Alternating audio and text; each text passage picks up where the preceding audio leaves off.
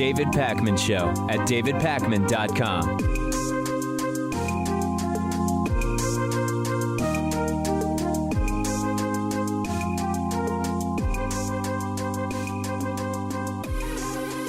So Donald Trump is defending his abandonment of the Kurds, which we've been following this week, by pointing out that, hey, the Kurds didn't help us during World War II. Where were they? This actually may be one of Donald Trump's dumbest comments so far. But remember that Trump said he was not abandoning the Kurds, that if Turkey does things to the Kurds that he doesn't like, he will obliterate their economy. And yet here he is, just a day after, of course, Turkey immediately started bombing Kurdish forces, saying, here's why it's okay for us to abandon the Kurds. Let's sort of work through it backwards. Here's Donald Trump's comment during a truly bizarre press conference yesterday. Now, the Kurds are fighting for their land, just so you understand. They're fighting for their land. And as somebody wrote in a very, very powerful article today, they didn't help us in the Second World War. They didn't help us with Normandy, as an example. They mentioned names of different battles. They weren't there, but they're there to help us with their land, and that's a different thing. In addition to that, we have spent tremendous amounts of money on helping the Kurds in terms of ammunition, in terms of weapons, in terms of money, in terms of pay. With all of that being said, we like the Kurds. I'm glad that all that being said, we still like them. It's nice for him to mention we still like the Kurds. But I'll go further. The Kurds didn't help us in the Revolutionary War. The Kurds didn't jump in and help the Union during the Civil War. Where have these people been? This is bizarro world, ladies and gentlemen. Now, what is important to understand here is that Trump is now defending his abandonment of the Kurds because as soon as he did it, exactly as we predicted, Turkey bombed Kurdish forces in northern Syria. But just 2 days ago, Trump said nothing better happened to the Kurds or he's going to obliterate Turkey's economy. Trump tweeting just a couple of days ago, as I have stated strongly before, and just to reiterate, if Turkey does anything that I, in my great and unmatched wisdom, imagine that, consider to be off limits, I will totally destroy and obliterate the economy of Turkey. I've done before. So what were the parameters of that? Because saying the hell with the Kurds, they didn't help us in World War II, is not exactly what you say before swooping into their defense as you promised you would just 2 days ago. Maybe just as hilariously, by the way, Trump was asked, so this is an alliance you've ruined now. Isn't it going to make it difficult to make other alliances in the future since you've abandoned the Kurds? And Trump says, nah, alliances are easy.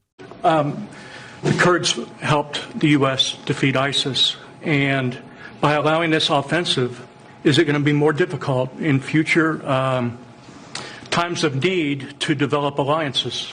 No, it won't be. It won't be at all. Alliances are very easy. But, you know, our alliances have taken advantage of us. If you look at how much money we spend on NATO and how much money countries from Europe, who are really a much bigger beneficiary than we are, okay, you know, they're there and we're here. Oh, good. Okay, alliances are easy, so that's not going to be a problem. You bail on the Iran nuclear deal without Iran having done anything in violation of that deal, but somehow it's going to be no problem getting people to trust us in the future.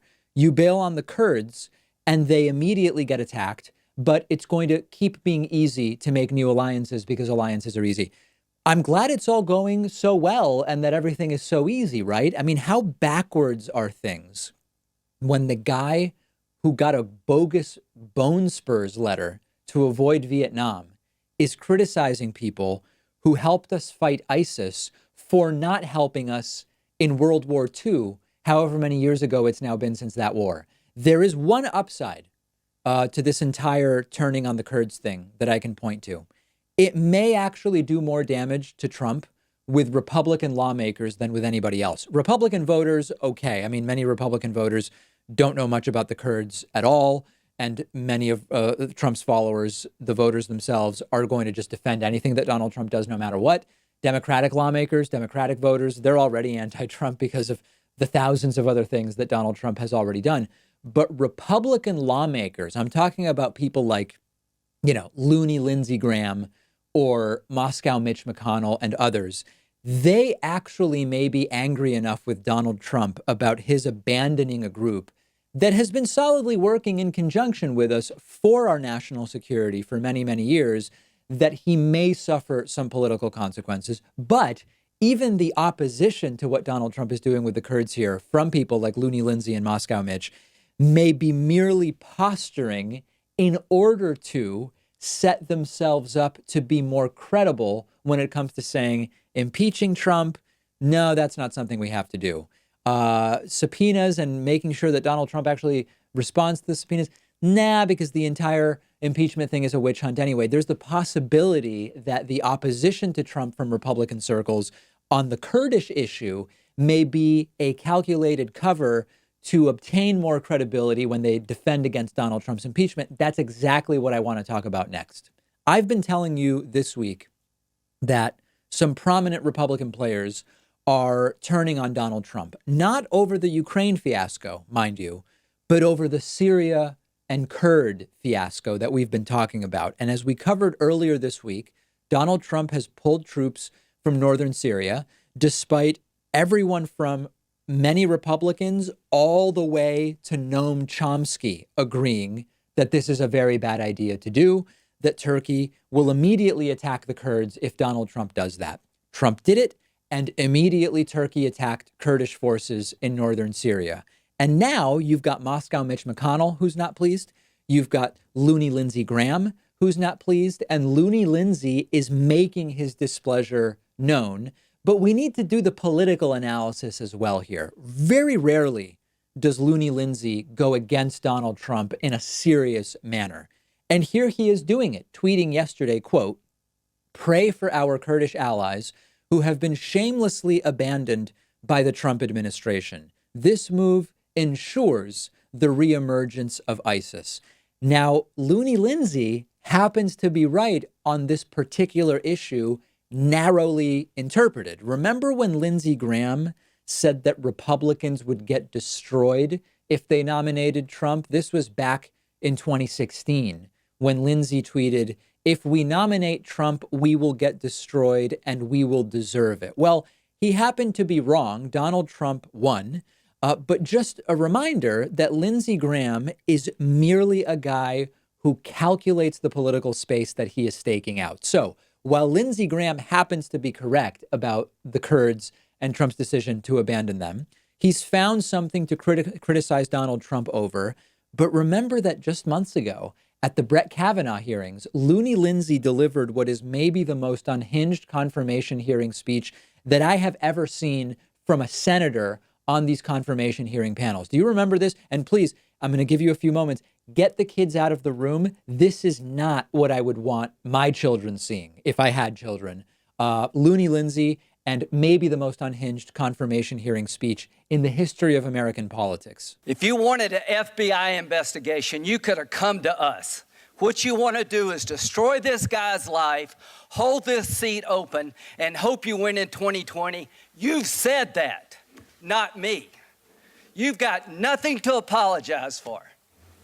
When you see Sotomayor and Kagan, tell them that Lindsey said hello, because I voted for them. I would never do to them what you've done to this guy.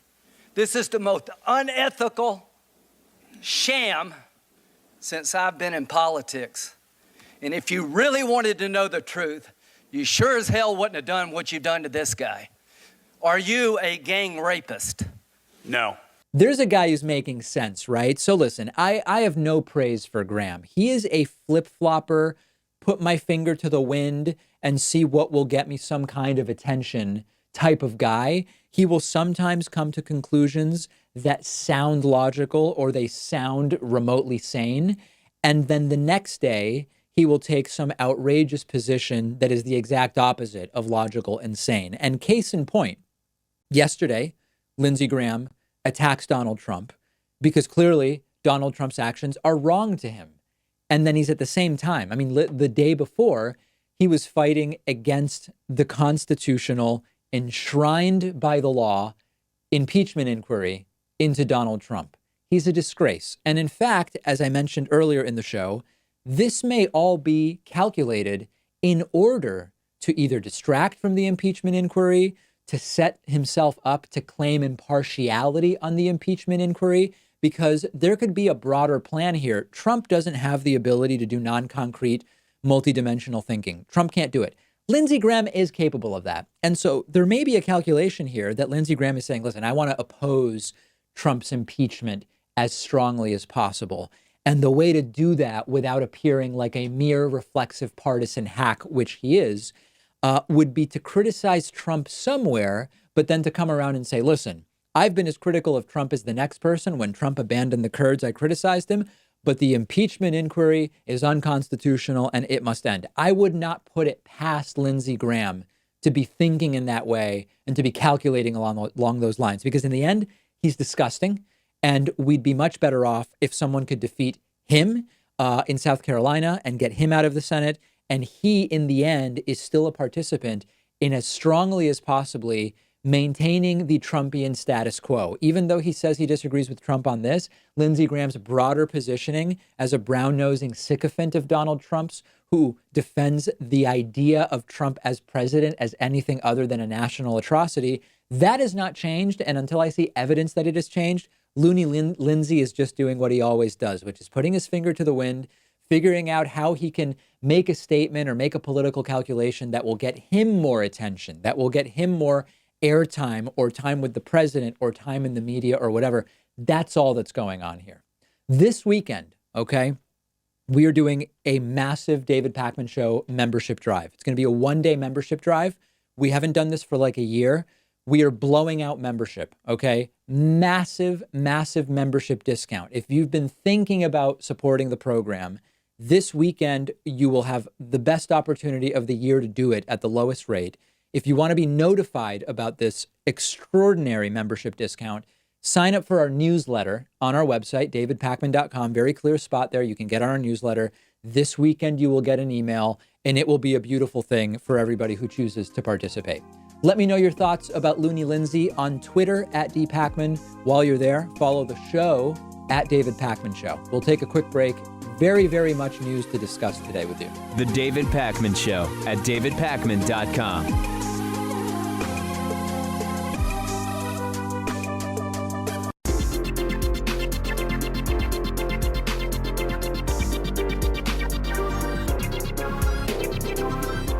The David Pakman Show at davidpakman.com. Today's new members of the day are Chris Dolbo and Mary Jo Rivero. Chris and Mary, thank you for your support. I do appreciate it. I also want to say thanks to Andres Pino, who has been with us for almost 5 years as a member and is today's longtime sustaining member of the day. Join these great folks. Takes under a minute to sign up for membership at joinpakman.com.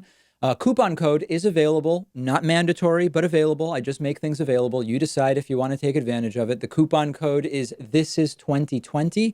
It will save you 40%. You get 100% of the member benefits at a 40% discount.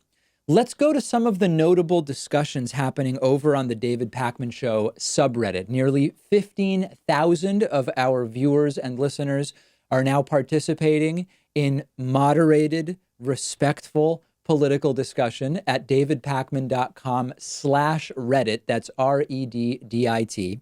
Very interesting post pointing out or asserting that if Fox News wasn't a thing, Trump would have been impeached by now. I agree, but this is a bit too simplistic. And what I mean by that is Fox by itself has actually, particularly over the last 6 months, not been the 100% reflexive Trump defending tools that they were for the latter part of the 2016 election and the early part of the Trump presidency.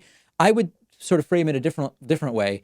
The broader right-wing media reinforced by social media algorithms echo chamber is what is very different now than when Richard Nixon was under impeachment in the 1970s. So it's not Fox News by itself, although Fox News, at least the opinion shows that still love the guy, like Hannity and Laura Ingraham and whoever else, they are still a big part of it. But it's the broader ecosystem that exists where you can have folks who are only watching the Fox News shows that support Trump, and they're watching, One America News, and they're sharing fake news on Facebook, and the algorithm is reinforcing that with articles from Breitbart and, whoever else.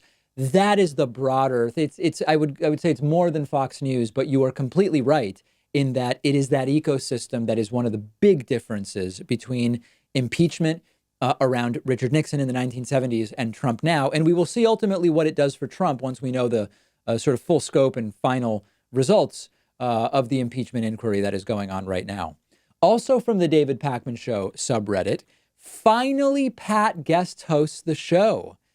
User PDX Pro Courier saying, I would much rather see Pat hosting the show than Farron Cousins or Benjamin Dixon. I like those guys, nothing against them, but Pat is the OG. Yeah, and then they go on to say things that I won't say just because our show is, broadcast on FCC regulated radio stations. Pat did a great job. I had my emergency appendectomy a week ago, and I completely missed the Thursday show.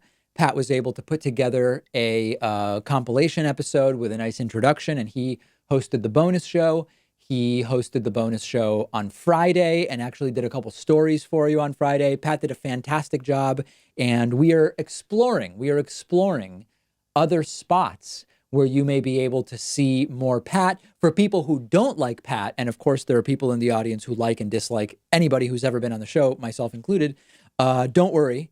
You are still going to be able to avoid Pat if that is your priority. But no, Pat did a great job, and I really appreciate all the comments, not only wishing me well, recovering from my appendectomy, but also the positive comments about Pat.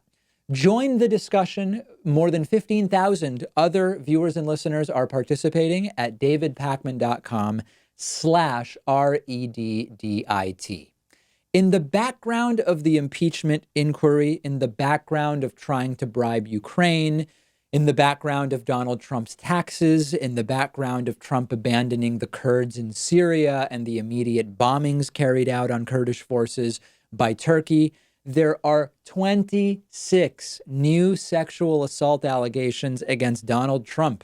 There is a new book, All the President's Women, Donald Trump and the Making of a Predator. The book was written by Barry Levine and Monique El-Faizy, where there are 43 new allegations of inappropriate behavior with women by Donald Trump.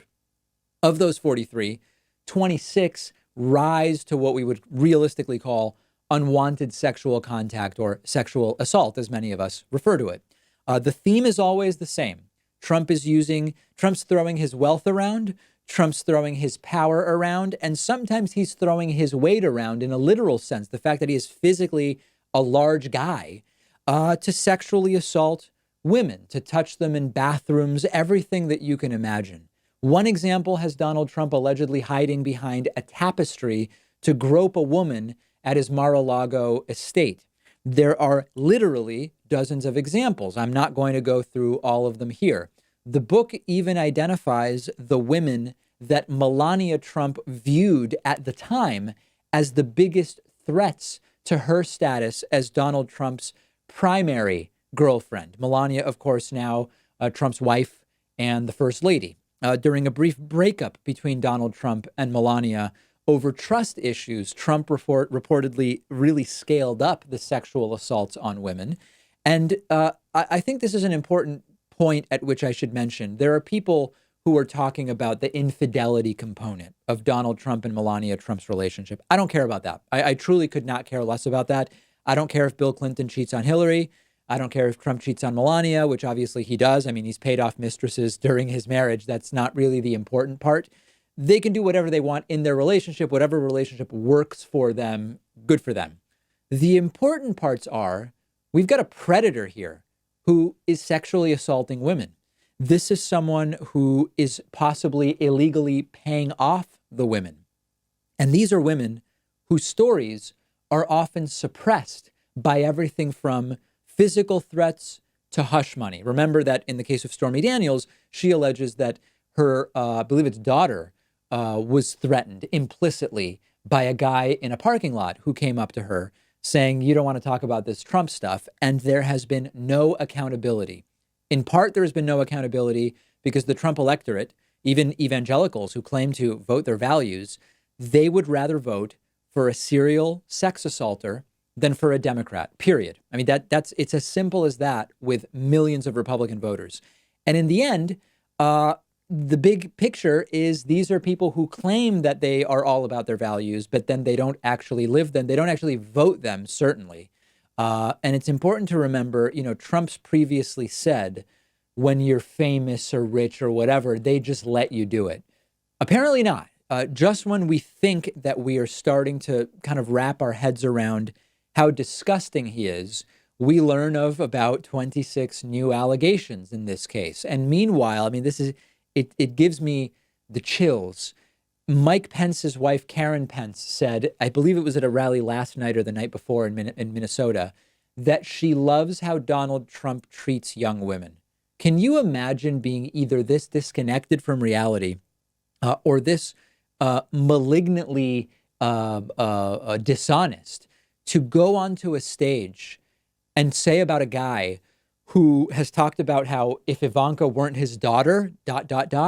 who has treated so many women terribly, who has admitted to just going up and grabbing whatever it is that he grabs, for her to say she loves how he treats young women. Now, I do think it would be good to prevent this story from going away again, because it gets buried.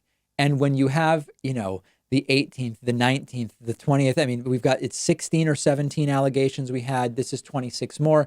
We're talking about around 45 women that are to different degrees accusing Donald Trump of sexual assault. I get that he's not going to face legal consequences. The statute of limitations has elapsed on many of these, but it feels like the least we can do is keep this in the news. Don't let it get buried, so that it's in addition to trying to extort Ukraine and this story and that political scandal and not cooperating with impeachment and all of this other stuff. In addition to all of that stuff, we can keep the fact that there's no way all of these women are making this up in the news, that there is one way to hold Donald Trump accountable, no matter what the statute of limitations is on sexual assault, and that's by voting him out of office in November of 2020. I believe there would be a benefit to keeping this in the news, although Trump, via political scandal, has done a really good job of making the sexual assault stories go away. And the media, when a story is hot, they will try to pull in one of the accusers. For example, E. Jean Carroll was one that Anderson Cooper interviewed. Interview didn't go particularly well. But once that initial ratings hit goes away, the stories tend to go away as well. And I think that this is definitely something that should be kept in the news.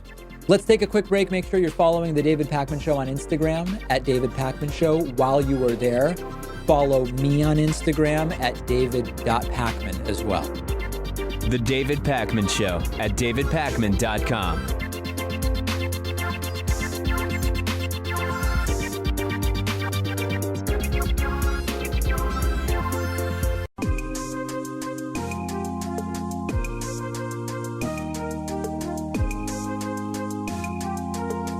Welcome back to The David Pakman Show. There is a stunning new poll from right-wing Fox News showing that more than half of Americans want Donald Trump not just impeached, but impeached and removed from office. Now, earlier this week, I told you about the new Washington Post poll, and that one said 60% of the country agrees with the impeachment inquiry, and that support for the inquiry has tripled among Republicans from about 10% to about 30%. The Fox News poll asked something else, which is, do you believe that Donald Trump should be impeached and removed? And 51% of Americans now say, yes, he should. An additional 4% say yes on impeachment, but not yet sure on the removal. This poll, being from Fox News, will likely accelerate Donald Trump's breakup with Fox News, which we've been tracking for a long time. That's really kind of a side story, but there is one interesting thing to mention there. Remember how last week I told you that former Republican Speaker of the House, Paul Ryan, is now a board member at Fox News? There is speculation. People are saying, as Donald Trump likes to say, there is speculation that it is Paul Ryan's disgust with Donald Trump that may actually be behind some of the separation that we're seeing between Fox and Trump recently, which is an interesting theory, but a story for another day. Back to the polling, truly devastating numbers. And I want to talk about why. And I really want you to understand the significance of these numbers. I went back and looked at polling from the 1970s. Gallup was doing a lot of polling of the Nixon White House in the 1970s.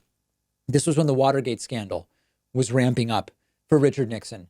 And the portion of the country that wanted Nixon impeached remained quite low well into the impeachment inquiry, even when the majority of the country already believed Watergate is serious, already believed that Nixon was guilty of wrongdoing in that. Only 26% of the country believed that Richard Nixon should be impeached and removed. And Nixon, remember, didn't have the benefit of a right-wing media echo chamber defending everything that he does all the time. This thing started 2 weeks ago, and more than half of the country now believes that the president should be removed from office in a Fox News poll. Now, there's another interesting thing. For most presidents, you gauge how things are going by approval rating.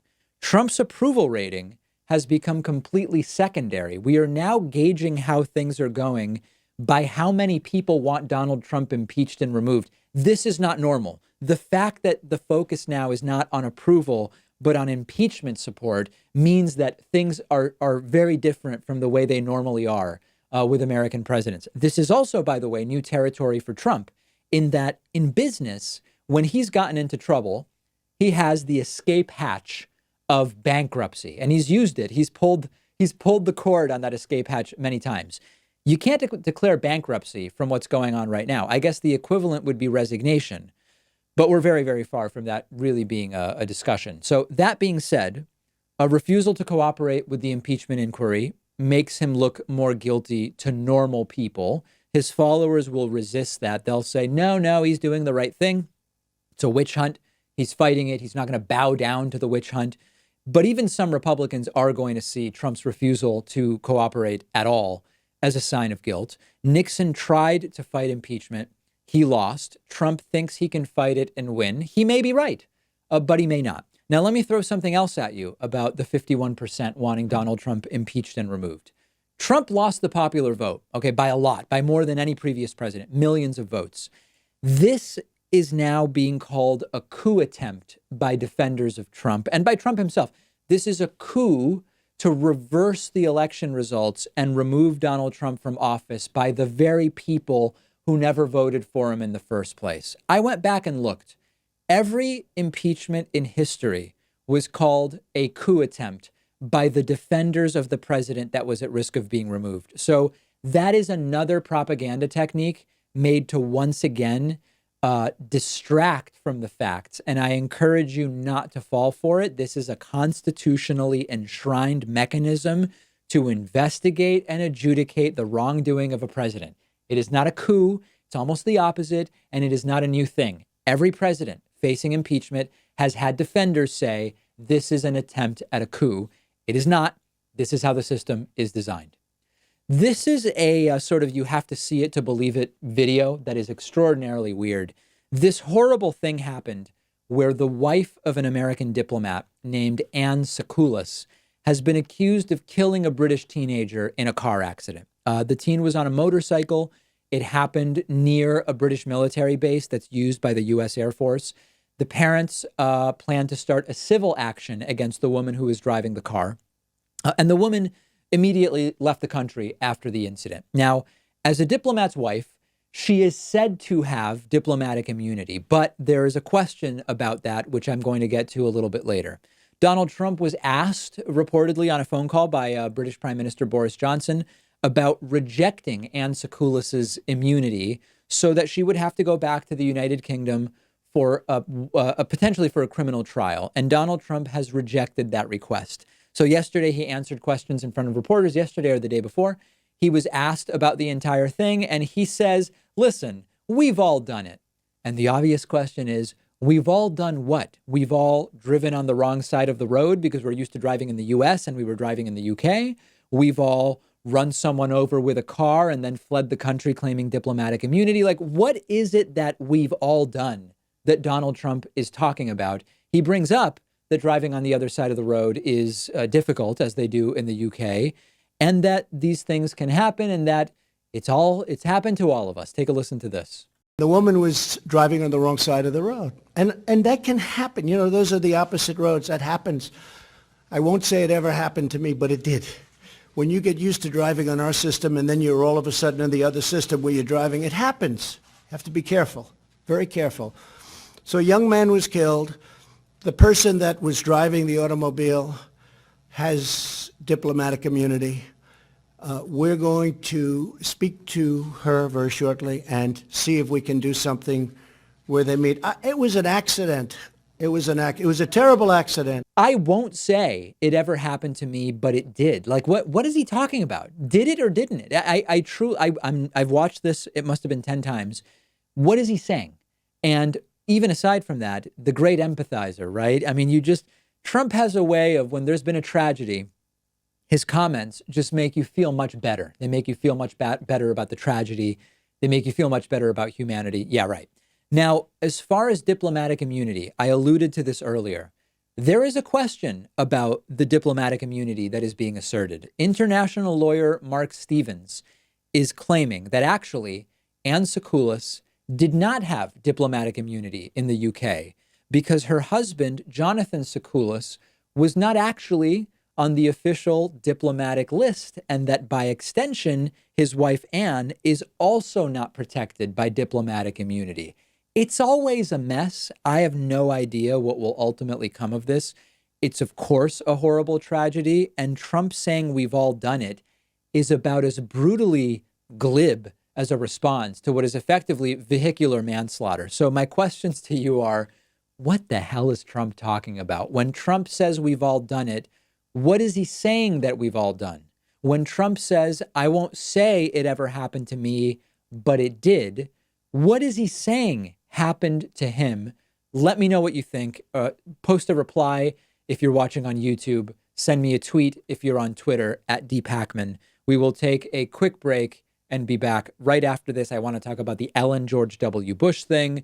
I want to talk about Rudy Giuliani going cuckoo for Cocoa Puffs during a Fox Business interview with Trish Regan. And I also have, unfortunately, a really kind of depressing voicemail to respond to today, but that maybe will let us discuss some interesting things. All of that and more coming up right after this short break. The David Pakman Show at davidpakman.com.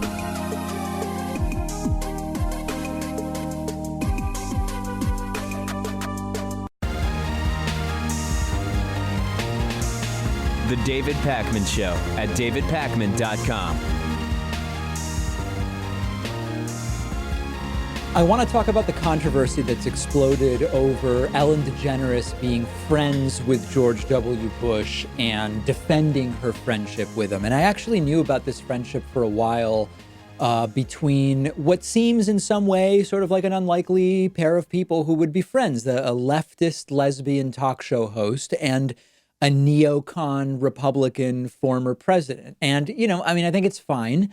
But part of Ellen's commentary on this hasn't been good, and I want to talk through it with you because, as I've said before, it's really profitable to have a take on this that is either 100% on one side or 100% on the other.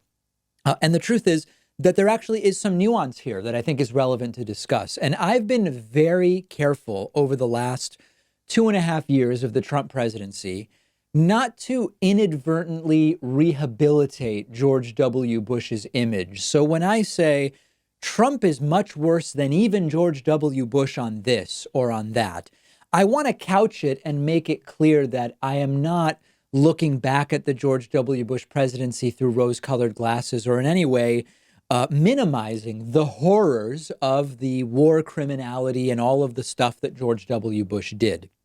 And the reason that I think this is important is that with time, it's easy to forget how disgustingly terrible George W. Bush's presidency was. And many of my viewers were really young during that presidency and may not even really remember it. So they're getting a lot of their understanding of that presidency from what I happen to offhandedly say. That's why I take it really seriously not to in any way rehabilitate George W. Bush's image when I compare him to Donald Trump or to anything else.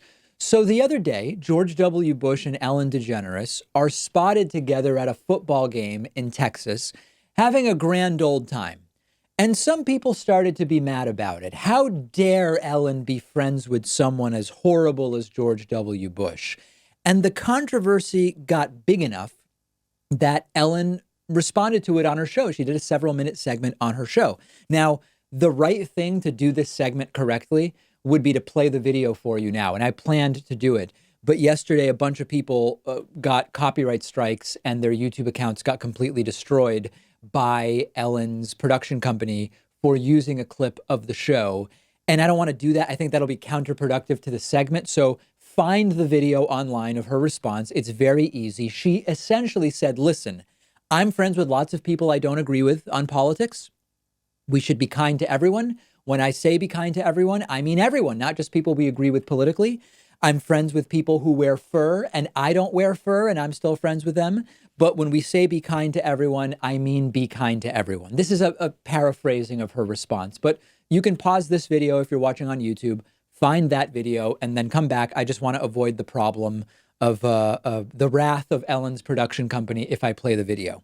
Now, she almost has it right in a sense, but she goes too far. So if you want me to sit here and say, there's nothing wrong with what Ellen said, this is great, bipartisan friendships, I'm not going to say that.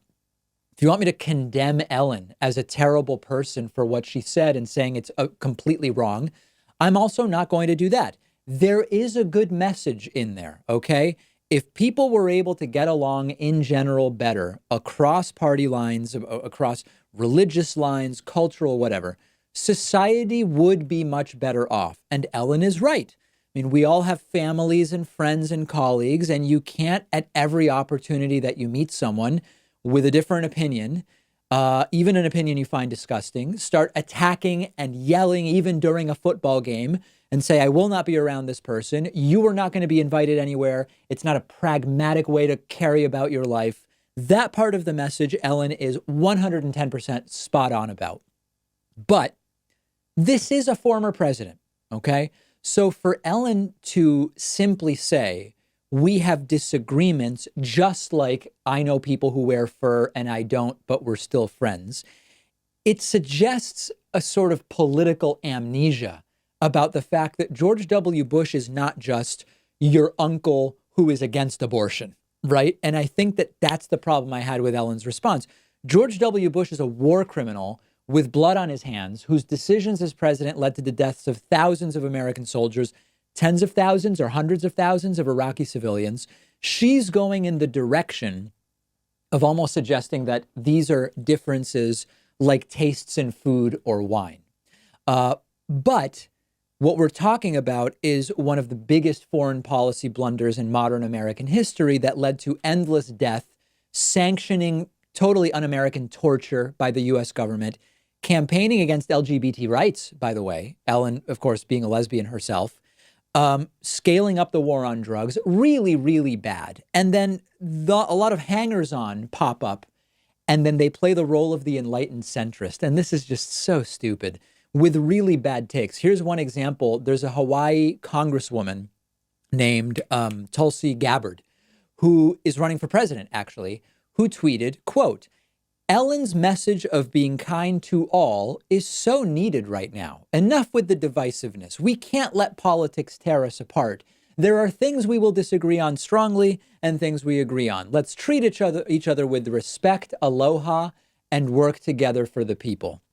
So listen, this is a fine message in general, but that doesn't mean you have to apply it to the few people on the planet who are actual war criminals and whose decisions have actually led to the deaths of tens of thousands or hundreds of thousands. Now, there will be people who say, but David, you know, the truth is every president is responsible for deaths through foreign policy, right? So does this mean you can't ever be friends with any president? No, I'm not even saying I have a problem with Ellen's friendship with George W. Bush, but the sort of flippant and glib nature of not saying it's not just disagreements, it's his completely boneheaded decisions were not only discriminatory against an entire class of people, which I am a member of, and led to the deaths of hundreds of thousands. No, it's just, listen, some people wear fur and I don't, and it's just, you know, we're friends or whatever. So I want to be really clear. This is not about cancel Ellen. I tweeted about this a couple days ago and people started writing back, wow, David, You're cancel culture now. You're trying to get Ellen canceled because she's not being partisan. You're part of the problem. No, I like Ellen. She can be friends with George W. Bush. I don't have a problem with a friendship per se, even. I'm sure on a personal level, he's a nice guy. He'll tell you about his paintings that he does and whatever. But the reason that I'm okay with the friendship is that ideally with friendships like these, we would be preventing people like George W. Bush from doing the horrible things that he did when he got into power in the first place. In other words, we can't diminish the sick nature of what he did to equating it to choices about food, wine, or wearing fur or not. And that's where Ellen loses me. This is a war criminal with the blood of hundreds of thousands of people on his hands who were optional casualties of his administration. There can be a limit to unconditional kindness that doesn't make us terrible people. Would we apply the same thing to, I'm thinking out loud, I don't know the answer. Would we say, listen, Osama bin Laden did terrible, terrible things, but I'm about being kind to everybody, and we're going to go hang out and watch soccer in Pakistan or wherever else. I don't know, maybe you do, maybe you don't. What about a mass murderer? Treating someone with respect versus describing things as mere choice disagreements is a problem. So in the big picture, more discussion, more friendship, socializing between people with political differences is good. But saying that she and Bush merely have differences of opinion is political amnesia, or it's indifference of the worst kind. That's the problem I have with it.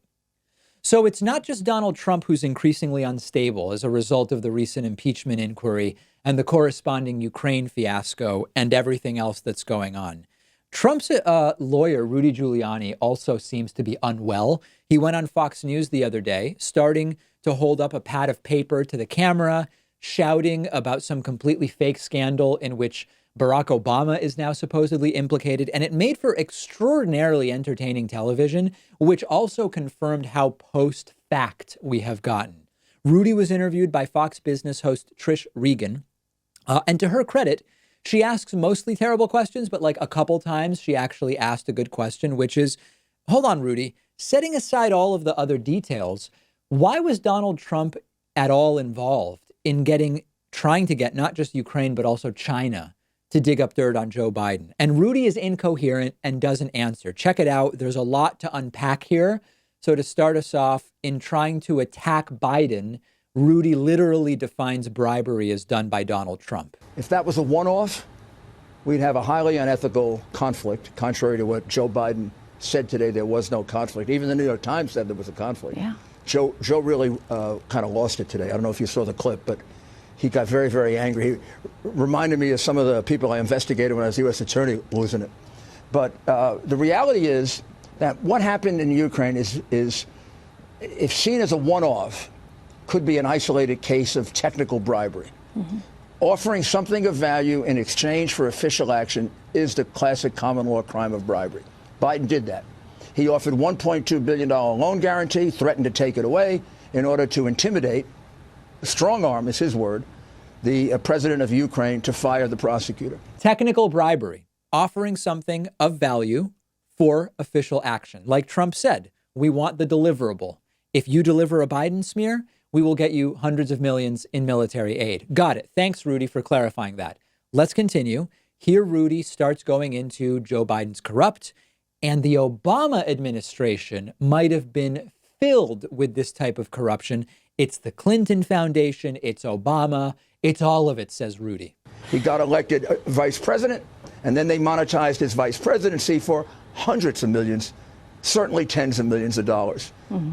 It's just too often, it's just too frequent, it's just too many times saying, I don't know my family's business, when his family's business was in the newspapers.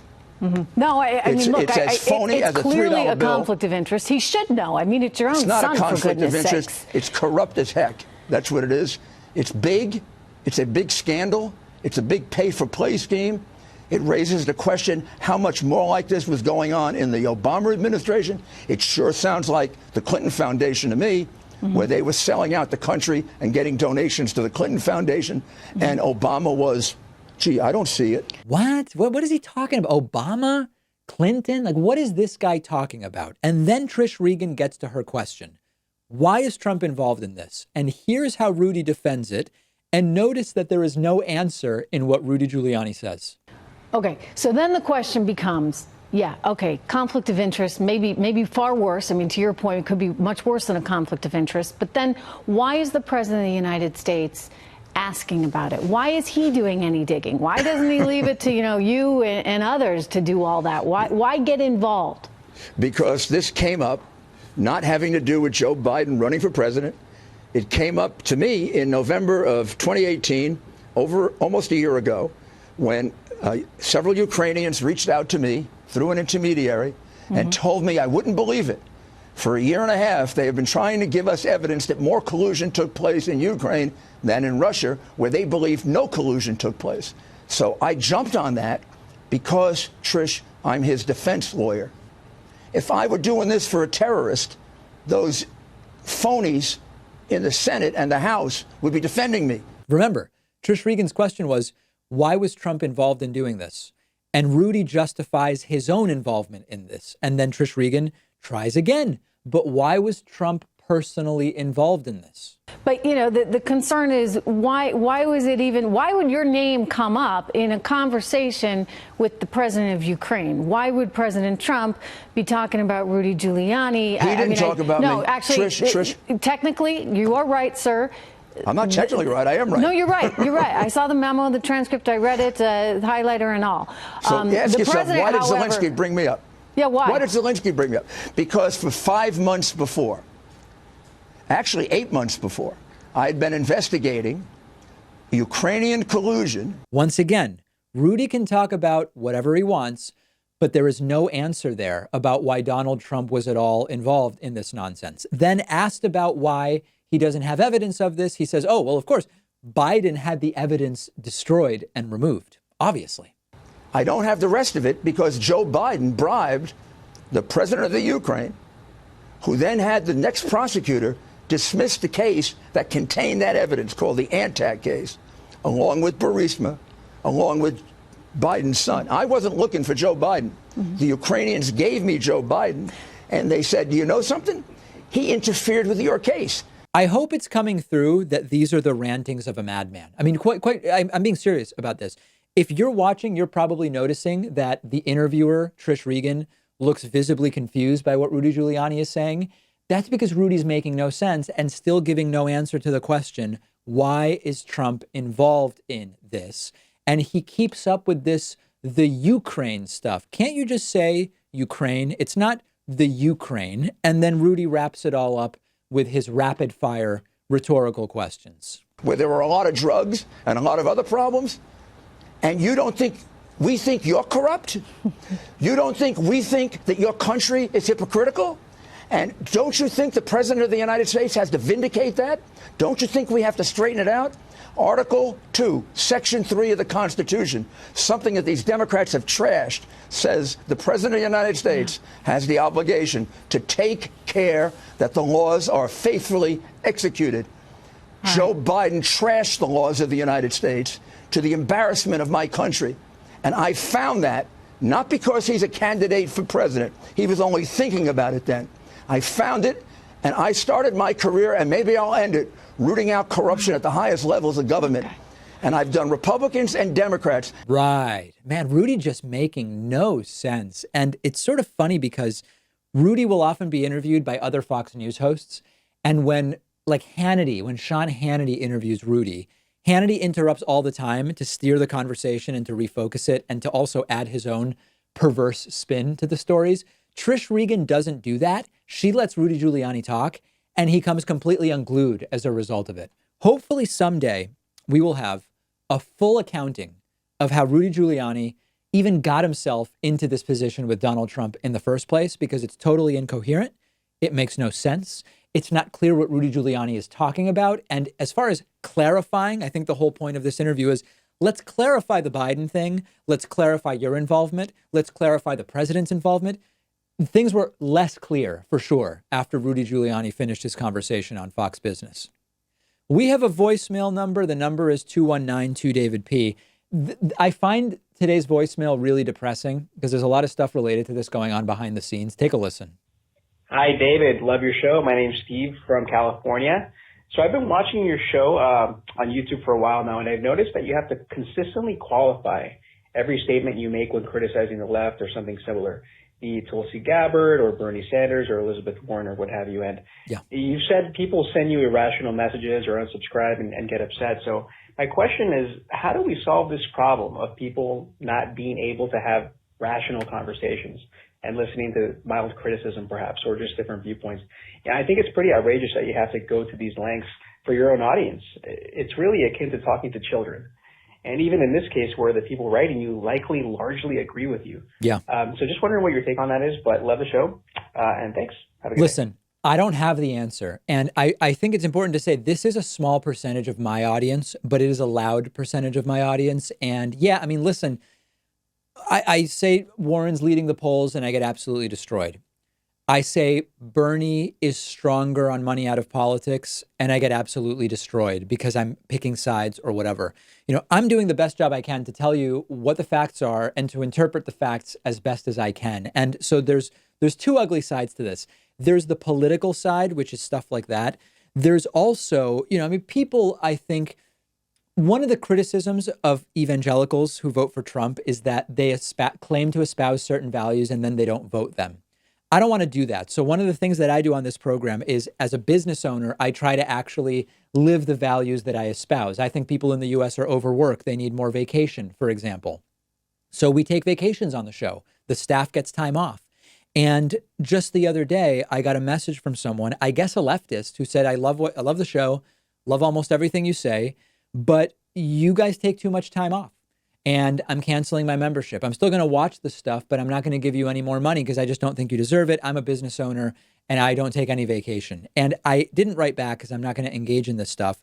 But it is, you know, when I read that, I hear that what the person is saying is, I need to have a better work-life balance. What kind of person would I be as someone who politically is advocating a better, you know, worker time off and resources and better treatment of workers, if then I say we're going to work through the year and we'll have 3 days off at the end of the year, right? I mean, it's like, we're not going to do it. And if you're going to cancel your membership for that, or you're going to cancel your membership because I've reported polls, I see it all as kind of part of the same problem. And unfortunately, I do not know how to fix it. I can only keep doing what I'm doing and do it the best way I possibly can.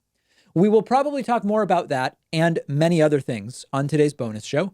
The bonus show is available to paid members and to patrons. Paid members can sign up at joinpacman.com.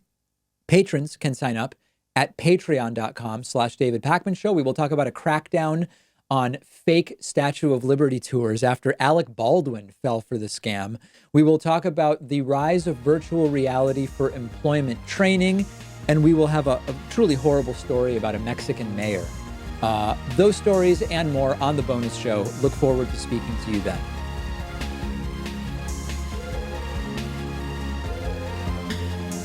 The David Pakman Show at davidpakman.com.